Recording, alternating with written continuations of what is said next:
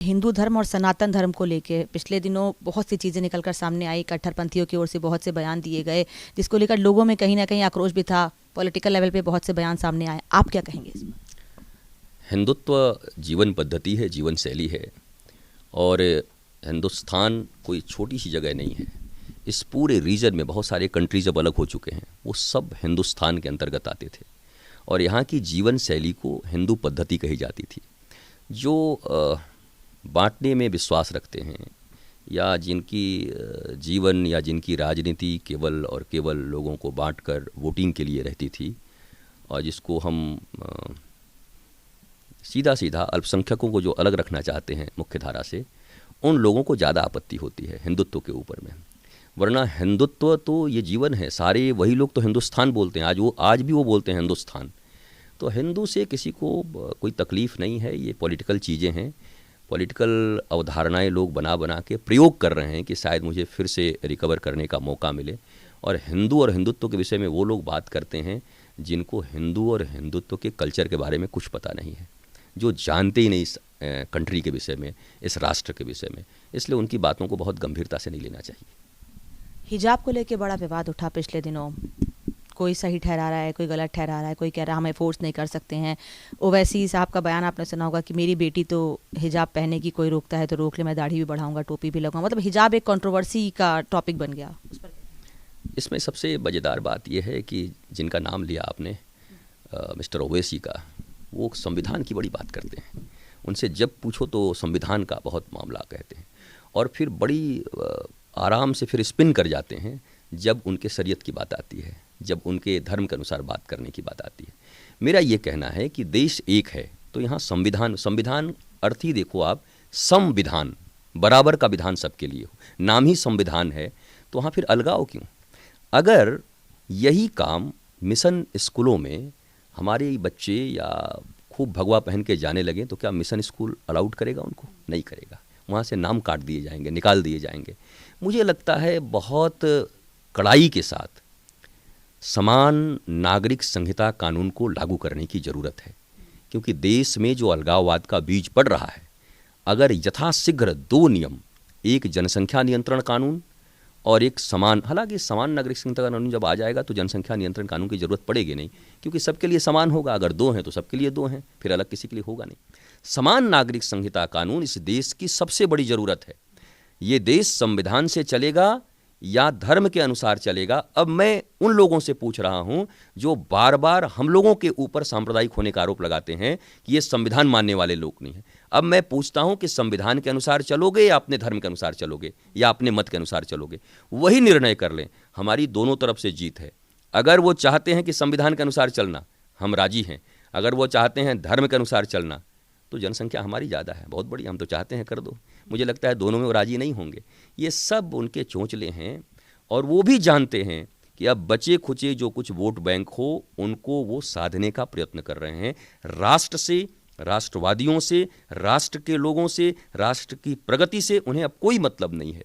अब सब टूट जाए, बंट जाए, वो अपनी सत्ता के लिए कुछ भी करने को तैयार हैं। और ऐसे अंधों की तरह जो व्यक्ति अपने राष्ट्र का विरोध करने लगता है, व्यक्ति विरोध अब राष्ट्र विरोध में बदल चुका है, और यह किसी भी राष्ट्र के लिए बहुत खतरनाक होता है। मैं चाहता हूं कि सारे लोग संविधान को माने, और संविधान धार्मिक रूप से ही बने। अधार्मिक रूप से संविधान बनेगा तो देश कभी भी उन्नति नहीं कर सकता। धार्मिक रूप से संविधान बने और सभी उसका पालन करें। आपने विरोध की बात की, यूनिफॉर्म सिविल कोड की बात की आपने। विरोध तो उसका भी कई लोग कर रहे हैं कि अपने फ़ायदे के लिए सरकार चुनाव को देखते हुए बहुत से सवाल उठाए जा रहे हैं। अब वो उनके घरों में जितने लोग हैं उनसे पूछना चाहिए कि अगर उनके घर में 5 बच्चे हैं या 5 भाई हैं, और उनके माता पिता एक भाई को 75% दे दें अपनी संपत्ति का, और 4 में 2-2% बांट दें, वो स्वीकार करेंगे? सभी भाई बराबर की संपत्ति चाहते हैं। तो इस देश में जो लोग कह रहे हैं कि समान नागरिक संहिता कानून का जो लोग विरोध करते हैं, मुझे लगता है वो मानसिक दिवालिया हो चुके हैं। एक ही देश में रह के सभी लोगों के लिए समान नियम हो, इसका विरोध करने वाला क्या मानसिक रूप से ठीक हो सकता है? आपको लगता है? इसलिए मैं बार बार कहता हूं, यद्यपि ये राष्ट्र के लिए बड़े खतरनाक हैं, हमें ध्यान देना होगा, इग्नोर नहीं करना होगा, क्योंकि आज ऐसी आवाज़ें उठा रहे हैं, कल पता नहीं कैसी आवाज़ें उठाएंगे। सारे राष्ट्रवादियों ने मिलकर एक ही आवाज़ उठानी है, समान नागरिक संहिता कानून हम मानने को तैयार हैं, बहुसंख्यक हैं, आपको क्या तकलीफ है? आप क्यों नहीं मानते हो? और यही बात, एक बात मैं आपसे पूछता हूँ, जैसे मिजोरम में, लक्षद्वीप में, केरल में हम अल्पसंख्यक हो गए, हिंदू अल्पसंख्यक हो गया, जब उसके लिए फाइल दायर की जाती है तो उसका वो विरोध करते हैं। तो मुझे कुछ समझ नहीं आता कि क्या कोई देखते देखते भर में इस प्रकार की ड्युअलिटी के साथ जी सकता है इसी देश में, राष्ट्र में? इतनी दोगली वृत्ति के साथ जिया जा सकता है? समान नागरिक संहिता कानून का मांग तो प्रत्येक व्यक्ति को करना चाहिए। एक देश में रहते हैं, कोई भेदभाव नहीं। वही कहते हैं धर्म के आधार पर यहाँ भेदभाव हो रहा है, ये सरकार धर्म के आधार पर भेदभाव कर रही। अब तो हम समान नागरिक संहिता कानून की बात कर रहे हैं, तुम क्यों विरोध कर रहे हो? तुम जवाब दो। हम तो चाह रहे हैं कि धर्म के आधार पर नहीं, संविधान के आधार पर ये राष्ट्र चले। मुझे लगता है हर बात में बस विरोध करना है। राष्ट्र को विखंडित करने का सौगंध खा लिया इन लोगों ने। वो किसी भी तरीके से राष्ट्र को विखंडित करना चाहते हैं। इसके लिए मैं नाम किसी का नहीं लूँगा, पर ये देशवासियों को पता है कि ये काम कौन कर रहे हैं और उनका विरोध करना चाहिए। हिजाब का जिक्र हुआ, यूनिफॉर्म सिविल कोड की बात हुई। पिछले दिनों कर्नाटक के शिमोगा में एक युवक की हत्या कर दी गई, हर्षा नाम के, आपको पता होगा। कहा यह जा रहा है कि उसने अपने सोशल मीडिया अकाउंट पर हिजाब को लेकर कुछ बातें कही थी, इसलिए उसकी हत्या की गई है। जांच हुई, कुछ लोगों की गिरफ्तारी भी हुई है। मतलब इतनी ज़्यादा कट्टरपंथी, किसी की जान ले लेना। अब वो आप देखो, वो मॉब लिंचिंग की बात करते हैं कि मॉब लिंचिंग हो गई। आप समझो कि एक व्यक्ति केवल अपने भगवा ध्वज को लेकर चलता है, और हिजाब के संबंध में मैंने भी अपना राय प्रकट किया कि ऐसा होना चाहिए, और कोई अपना राय प्रकट करता है और इतना कट्टरपंथ कि आप उसे मार देते हैं, उसके जीवन की लीला को समाप्त कर देते हैं। हमारा धर्म कट्टर नहीं है, हमारा धर्म निष्ठावान है। हम अहिंसा और प्रेम में विश्वास रखते हैं। लेकिन उन्हें भी विचार करना चाहिए कि एक व्यक्ति भगवा ध्वज लेके चलता है, राष्ट्रीय मुद्दों पर अपने विचार प्रकट करता है, क्या जरूरी नहीं कि वो जो मुस्लिम बच्चियां पढ़ती हैं हमारी बहन नहीं? वो भी हमारी बहन हैं, हमारी बेटियां हैं।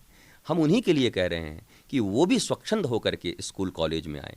यद्यपि जब बड़े पोस्ट पे लोग पहुंच जाते हैं तो कहाँ उनको रोक पाते हैं? आप देखते हैं बॉलीवुड में किसको रोक पा रहे हैं? वो रोक नहीं पा रहे हैं।